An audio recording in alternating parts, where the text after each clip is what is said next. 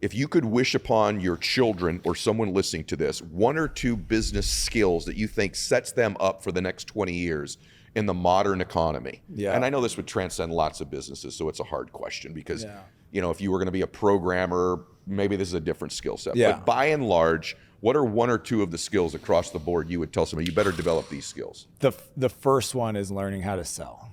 Yeah. And some people are going to call it persuasion, but I was so bad. I was a programmer. Learning to write code saved my life. I'm in rehab. I find this computer book and it just became my new obsession, my new addiction. So I'd write code and I liked it because I didn't have to talk to anybody. Had a lot of anger issues. I just want to code. The challenge is that's not how you build a business.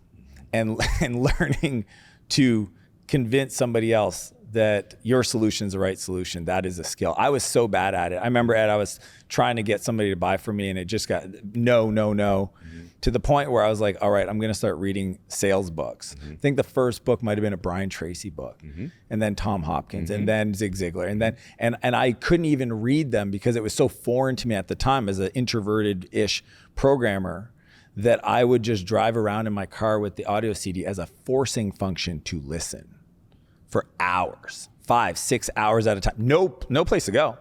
I would just drive weekends, just listening to these books to try to learn the skills, like how to pattern match and how to talk. Like I was so socially awkward that it was the skill that then became the leading skill for everything else. Hiring people, getting investors, finding my wife. You can't, I'm a single guy if I don't learn how to talk. Selling is like the foundational skill for people. If they can just understand that it is about communicating a desire to help, and the person who has the most certainty is usually the person who's going to walk away with the opportunity. And it's just a beautiful place to get to, I think. So I would say number 1 skill that I had to work really hard with is sales.